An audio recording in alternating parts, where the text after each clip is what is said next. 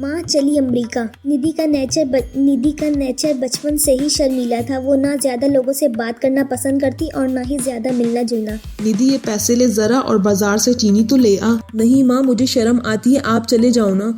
अरे पता नहीं क्या करेगी ये लड़की जीवन में, कभी कुछ किया ही नहीं सिवाय पढ़ाई और घर के कामों पे। उसकी शादी भी उसके पास ही कहीं करवा दो, दूर जाकर उसका गुजारा कैसे होगा। निधि सब समझती थी लेकिन चुप करके रह जाती। एक दिन पता के दोस्त अपने परिवार के साथ निधि के घर खाने पर आते हैं। उनकी बेटी बहुत ही स्मार्ट होती है। बेटा के साथ बात करो, देखो अंकल की बेटी भी आई है उनके साथ। चले ना अंदर चलते हैं, यहाँ कहाँ बड़े लोगों के बीच बैठे। निधि वीना के साथ वहीं बैठ जाती है। निधि माँ की तरफ देखती है और अंदर चली जाती है।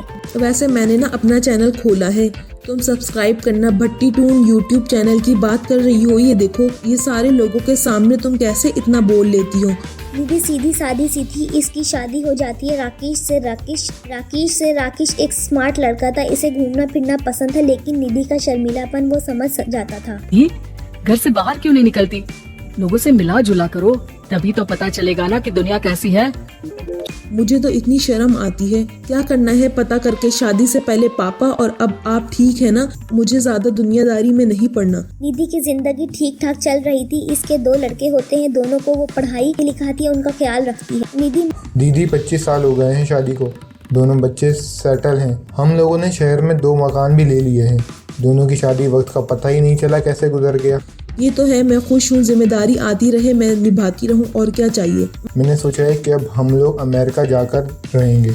यहाँ की ज़िंदगी तो हमने जी ली, मुझे वहाँ बहुत अच्छी नौकरी मिल रही है। मैं कैसे चलूँगी, मुझे वहाँ का कुछ नहीं पता।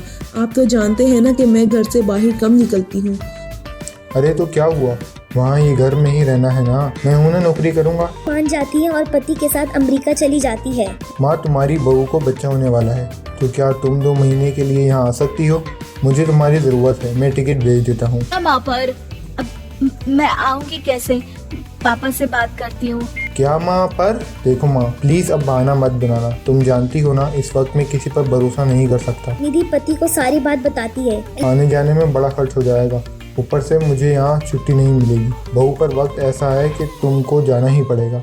मैं अकेले दुकान तो नहीं जा पाती, कितनी दूर भारत कैसे जाऊंगी, मुझसे नहीं होगा। लेकिन सबके कहने पर निधि को जाना ही पड़ता है। एयरपोर्ट में घबराई हुई निधि एक मुसाफिर से कहती है, मैं ना भारत जा रही हूँ, दिल्ली जाने वाली फ्लाइट पर। सब मिलकर निधि की मदद करते हैं और फाइनली निधि भी भारत पहुंच जाती है, जहां बेटा उन्हें घर ले आता है। वाह माँ जी, मैं यहाँ से बहुपाल तक नहीं जा पाती, आप अमेरिका से आ गई भाई। चालाकी तो औरतों में होनी चाहिए। आहा, हम बुद्धू के बुद्धू रह गए। निधि इतनी दूर और लंबा सफर करके थक जाती है। वो चुपचाप बैठ जाती है। बैठना नहीं है माँ जी, बच्चा पकड़ना है, ये लीजिए। और हाँ, घर का काम तो मैं करूँगी नहीं, शरीर कच्चा सा है, तू मुन्नी को सुलाकर कुछ बना लीजिएगा। निधि को भूखा रवैया बहुत बुरा लगता है। जैसी भी थी, हमेशा लाडली रही थी, बेटी की तरफ देखती है। माँ, काम वाली कोई मिल नहीं रही ना, बस देखने की कोशिश तो कर रहा हूँ। जैसे ही मिल जाएगी वो संभाल लेगी सारा काम।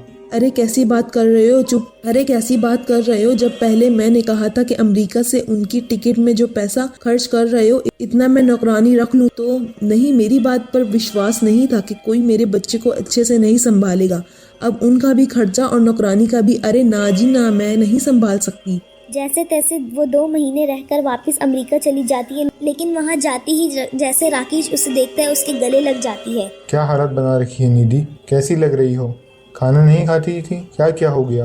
मैं नहीं जाऊंगी कभी भी भारत, आप मुझे हमेशा यही रखना अपने पास।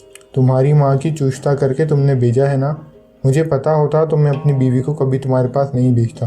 पापा, आप तो रीना का नेचर जानते हैं ना, माँ पर हावी रहती थी।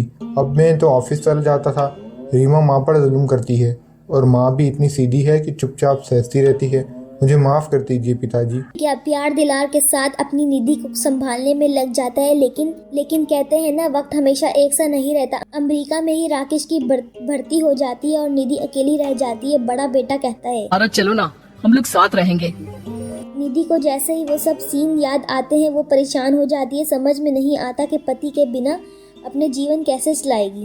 मैंने सारा जीवन घर का काम किया, घर देखा और जिंदगी चलाई, लेकिन जिस घर में रही सबने प्यार दिया, मैं वहाँ नहीं जाना चाहती। तभी राकेश जिस कंपनी में काम करता था, उसके मालिक निधि के घर आता है। दीदी, राकेश ने आपके बारे में बताया था जब से आप भारत से लौटी थी उसे आपकी बहुत चिंता रहती थी, इसलिए उसने मुझसे कहा था कि कभी अगर वो ना रहे तो मैं आपको ये पैसे दे दूं।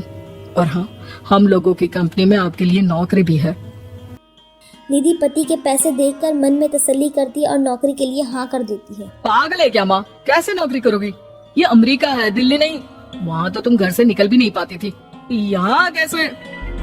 पति, मेरा पिता मुझे खुश देखना चाहते थे। वो लोग जब तक थे मुझे किस चीज़ के लिए ना फोर्स किया ना कभी कमी होने दी, पर अब मुझे जीवन जीने के लिए घर से निकलना ही होगा। बेटा, तुम तो अगली फ्लाइट से भारत लौट जाओ, मैं यहीं खुश हूँ।